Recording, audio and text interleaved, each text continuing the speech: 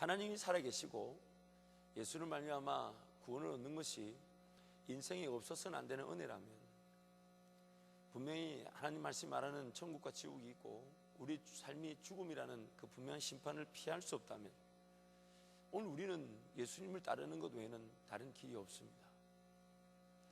내 삶에 하나님이 어떤 도움의 측면에서 도움을 주셨다가 도움을 안 주시는 분으로 그렇게 치부할 수도 없습니다.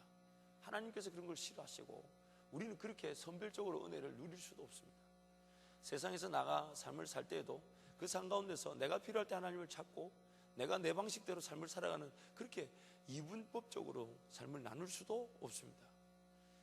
예수는 말미암아 예수께서 2000년 전에 죽은 그 사실이 분명 나를 위해 죽음이란 분명한 사실이고, 하나님께서 이 땅을 지으셨다는 그 분명한 사실이 오늘 우리가 믿어진다면, 예수 그리스도를 믿고 쫓아가는 제자로서의 길을 걸어가는 것 외에는 다른 길이 오늘 우리에게 없습니다. 여러분에게 누차 강조하고 지난 목요일에도 말씀을 나누면서 부탁드렸던 것은, 지금 내가 걸어가는 길이 그것이 학업이든 직장이든 사업이든, 내가 뭔가 이거 정말 나만이 걸어갈 길인가? 하나님께서 분명히 길을 여셔서 내가 그것을 붙들고 걸어가는 길인가? 정말 하나님께서 나에게 은혜 베푸시기 위해 가자 하시는 그 분명한 확신의 길인가? 이게 만약에 느껴지지 않으면요, 지금 얼른 그 모든 걸 내려놓고 다시 시작해야 합니다. 삶이 그렇게 점점점 지나가면, 결혼을 하고 자녀를 놓게 되면 더 결정하기가 어려워집니다. 여러분 한번 가만히 생각해 보세요. 하나님 살아계셔서 나와 함께 걸어가고자 하는 게 분명한 목적이 사실이라면, 내 삶에 오늘 내 걸어가는 거리에 정말 하나님 나를 위해 이 길을 여셨다는 것과 나와 하나님 함께 하신다는 그 확신 없이 걸어간다면, 과연 그 길이 어떤 열매를 맺고 어떤 길로 가게 될지 굳이 끝을 보지 않아도 알 수 있는 거 아닙니까? 그래서 지금 당장 내가 직장을 다 잃고 사업을 다 잃고 학교를 완전히 내려놓고 다시 공부를 하든, 아니면 다시 취직을 하든, 다시 하나님께서 사회의 길을 가자 하시든, 하나님이 시작하셔야 하시는 그 분명한 확신 속에서 걸어가지 않으면 내 삶은 계속 언젠가 하나님 만나겠지라는 그 뜬구름 잡는 식의 하나님을 치부해 두고 계속 인생길이 불확신 속에 걸어갑니다. 매번 인생길 뭔가 부딪힐 때마다 내가 하나님을 찾지 않아서 그런가? 매번 인생길 어려움을 겪을 때마다 내가 지금 하나님과 함께 길을 떠나지 않아서 그런가? 우리의 삶이 매번 그 의문에, 그 의문점에 의심을 가지고 우리 삶이 다른 쳇바퀴 돌아가듯 그렇게 꼬이게 되어 있습니다. 그리고 제가 확신하는 것은, 그 하나님을 기대하고 영적인 체질을 바꾸며 하나님과 함께 발걸음을 내딛기 위해서 6개월, 1년 혹은 2년 혹은 3년 아무것도 하지 않고 하나님 앞에 기다리고 인내야만 한다 해도, 하나님은 그 시간을 결코 그대로 내버려 두지 않습니다. 지금 당장 먹는 것도 겨우 먹으면서 허덕거리면서, 그래서 하나님 앞에서 인내하면서 정말 하나님을 만남이 없이, 하나님을 확인함이 없이, 하나님 그분께서 내 길을 인도하시며 길을 주장함이 없이 단 한 걸음도 하나님 걸어갈 수가 없습니다. 하나님 정말 하나님 나를 만나주시고 분명한 확신 속에서 새로운 삶을 시작할 수 있도록 하나님 저를 도와주십시오. 이 처절한 몸부림으로 그저 시간을 보내는 것처럼 보여도 하나님 그 시간 나중에 다 갚아주실 뿐만 아니라 그 새로운 은혜의 길이 평생에 결코 떠날 수 없는 하나님의 은혜의 길로 걸어가게 되어 있습니다. 여러분, 제가 제 삶의 주관적인 어떤 저만이 누린 것 때문에 여러분한테 강조하는 게 아니에요. 제가 그 길을 걸어왔기 때문에 여러분도 그럴 것이 아니라 성경이 말하는 바가 그것밖에 없습니다. 하나님 말씀이 말하는 그 삶이 이것밖에 없습니다. 내가 지금 하나님 은혜로 걸어간다 해도 매 순간 하나님의 은혜도 필요하지만, 정말 내가 이 길이 시작된 게 하나님께서 시작하신 것인지, 하나님 가자 하신 것인지 분명한 그 확신 없이 삶이 시작되고 있다면, 정말 잠이 오지 않을 만큼 우리 삶을 깨워서라도 하나님 은혜를 구해야 됩니다. 하나님 은혜를 구해야 됩니다. 여러분이 그런 일에 덤벼들어서 직장 그만두고 사업 그만두고, 예전에 좀 겁이 났어요. 하나님 저래가지고 진짜 계속 놀면 어떡하냐고. 근데 첫 번째, 그렇게 말한 데서 확 뛰어드는 인간이 그렇게 많지 않더라고요. 두 번째, 그렇게 시간을 내어드리고 맡겨드렸던 그 지체들마다 하나님이 그 은혜 길로 인도하시는 것이 똑똑히 보았기 때문에, 하나님이 살아계시기 때문에 그 삶을 결코 그대로 내버려 두지 않습니다. 나중에는 오히려 그 시간들을 보상해 주시더라고요. 오히려 그 시간들을 보상해 주시더라고요. 우리 생각에는 돌아가는 것처럼 보이고 이리 헤매는 것처럼 보이고 아무것도 하지 않아서 남들 눈에 볼 때는 과연 저 지체가 제대로 가는 걸까 의심이 들 수 있어도, 하나님께는 결코 그렇지 않습니다. 하나님께는 결코 그렇지 않습니다. 제가 LA를 갔을 때에 제 주머니에 30만 원밖에 없었지만은 12년 동안 하나님 지키셨죠. 그런데 처음에 사역을 했을 때 교회에서 700불을 주더라고. 700불, 70만 원. 한 달에 한 250불, 2,500불, 2,500불이 필요한데 700불을 주더라고요. 처음에는 이것이 생활비가 안 될 것 같아요. 근데 제 스스로가 그걸 한번 시험해 봤습니다. 700불로 살 수 있는지 없는지. 근데 그게 사라지더라고요. 나중에 제가 깨달은 게 뭐냐면, 내가 지금 2,500불이 필요하니까 교회에서 700불밖에 안 주니까 1,800불이 모자라잖아요. 그럼 그거를 내가 보려고 제가 몸을 뛰어들어서 일을 할 수 있었어요. 뭐 운전을 하든지 배달을 하든지 뭘 하든지 일을 해서 1,800불을 채울 수 있었어요. 그런데요, 나중에 제가 그걸 채우는 걸 안 했어요, 일부러. 왜냐하면 제 잘하는 것만 하고 싶었으니까. 하나님 나를 전도사로 목사로 부르셨으면 교회 안에 살아야 된다는 그 분명한 하나님의 확신을 내가 누리기 위해서 그 700불만 받고 일부러 일을 안 해봤어요. 그리고 그 나머지 시간에 교회 사역자답게 전도하는 거, 성경 공부 준비하는 거, 말씀 준비하는 거, 거기에 올인했습니다. 그런 돈 없어도 할 수 있으니까. 전도라는 게 돈이 있어야 되는 게 아니잖아요. 청년들 동료에서 성경 공부 만들고 새벽기도 모임 만들고 일부러 찾아가지고 막 도전시켜가지고 두세 사람 끼리끼리 모아가지고 성경 공부하고 일부러 더 덤벼 들어봤습니다. 근데 하나님이 갖가지 방법으로 채우셨어요. 그때 알았습니다. 모자라는 걸 내가 이래서 보는 게 하나님의 뜻이 아니구나. 모자란 걸 줄 때도 정말 하나님이 나머지 걸 채울 걸 믿고 나만이 걸어갈 길을 내가 걸어가는 게 관건이구나. 그때부터 일절 제가 다른 것에 관심 두지 않았습니다. 일절 매 순간 하나님이 길을 여시면 쫓아가고요. 그래서 제가 이민생활 12년 하는 동안에 8번의 이사를 했습니다. 8번 이사를 한 이유는 딱 하나입니다. 지금 하나님 가자 하시는데 내가 안 가고 남아있는데, 남아있을 수도 있어요. 남아있는 자리에서 교회도 섬길 수 있고 사역도 할 수 있지만 왠지 남아있으면 거기에는 도전과 기회와 능력과 기적과 그에 따른 하나님의 은혜를 보지 못할 것 같은 두려운 마음이 있었습니다. 분명히 남아있어도 하나님 나와 함께 하시죠. 그 사역 가운데 함께 하시지만은 그러나 거기는 기적과 능력이 없겠더라고요. 그래서 아내를 설득하고 두렵고 떨리지만 가자. 모르는 길을 가야만이 거기에 은혜가 있고 내가 전혀 생각지 못한 길을 가야만이 거기에 하나님의 기적이 있고 그 기적을 맛봐야만이 내가 하나님 앞에 평생 의심하지 않고 이 길을 걸어갈 수 있다. 하나님의 기적이 있는지 없는지 능력이 있는지 없는지 그저 안주하면서 살고 싶지 않다. 그것이 8, 8번 이사를 할 수 있는 능력이었습니다. 그리고 그때그때 움직여서 갔더니 하나님 정말 기적 같은 일들을 베풀어 주셨어요. 정말 하나님만이 하셨다는 것 외에는 고백할 수밖에 없는 그 은혜 길을 베풀어 주셨어요. 그래서 그 길을 걸어오면서 이제는 이 길 끝에는 어떤 것이든 무엇이든 하나님 나를 세우시고 하나님 영광을 받으시겠구나.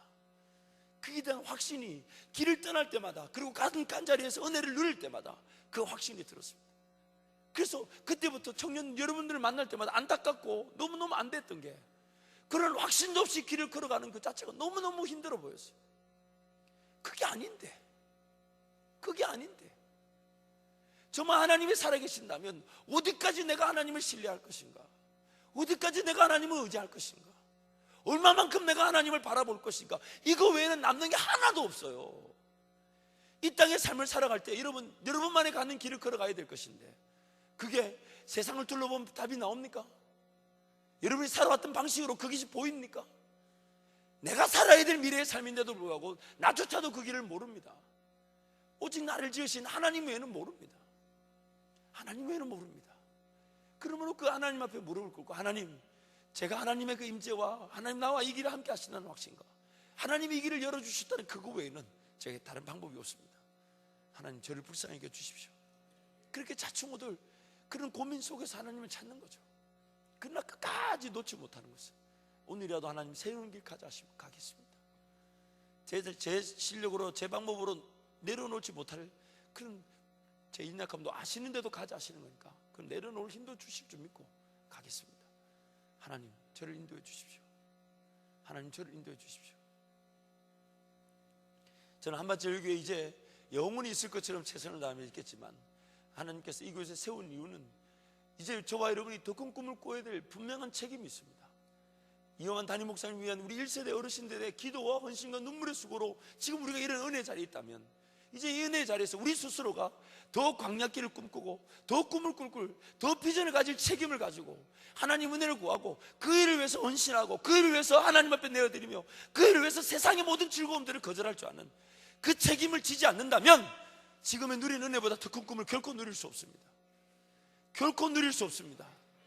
여러분 부모님들이 그때는 어려워서 집이라도 한 채 가지고 싶고 정말 우리 자녀들 공부를 제대로 시키고 싶은 마음이 열심히 해왔는데 이제 여러분이 여러분의 꿈을 꾸지 않는다면, 그래서 여러분이 그저 부모님들이 꿈을 꾼 것처럼 집 한 채 가지고 뭔가 자녀를 이루는데 그것에만 급급하다면 여러분 부모님들의 헌신이 뭐가 되는 것입니까? 뭐가 됩니까? 여러분 부모님 나름대로 공부만 해라, 너는 너 길 가라, 너는 네가 꿈을 꿀 꾸고 너는 네 꿈 비전을 가지고 너만이 걸어갈 길을 가라고 그렇게 헌신하셨는데, 여러분이 그 일에 광야 같은 인생길 광야처럼 도전하고 내 자신을 쳐서 복종시키고 즐길 것을 즐기지 않으면서 그러나 나만이 걸어갈 길을 왜 투자하고 헌신하고 삶을 깨우지 않는다면, 그럼 여러분도 여러분 부모님처럼 그 길을 그렇게만 만족할 것입니까? 여러분 부모님들이 그렇게 하라고 여러분을 이 자리에 세우신 걸까요? 하나님도 여러분 부모님들에게 그런 은혜를 준 것이 오늘 우리의 이런 모습으로 끝나라고 준 것이 아닙니다. 더 큰 꿈을 꾸어야 될 책임이 있는 것입니다. 이젠 그 책임이 즐거움이 되고 자유가 되게 되고 자기 자신이 그것을 헌신하고 절제할 줄 알고 인내할 줄 알고 새로운 꿈을 향해서 자기가 참을 줄 아는 그것이 오늘 우리의 책임이자 즐거움이 되고 자유가 돼야 돼요.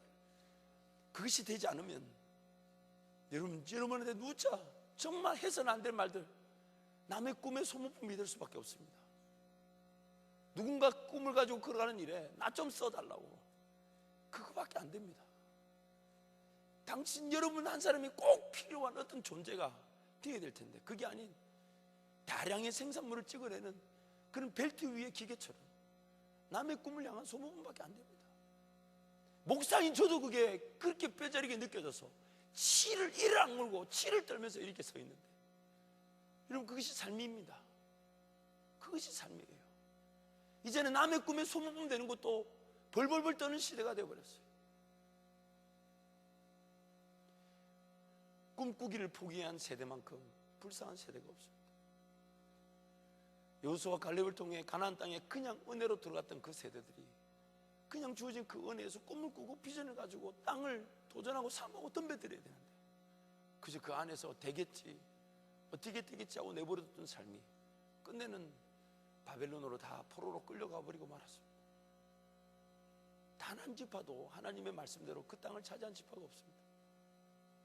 오히려 그 남겨준 지파들이 그들에게 가시와 올모가 되어서 아픔을 준 기록이 사사기의 내용입니다.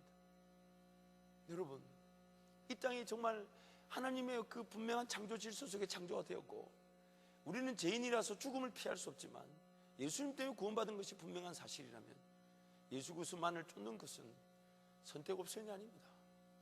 유일한 길입니다. 유일한 길입니다. 유일한 길입니다. 유일한 길입니다. 다른 게 있지 않습니다.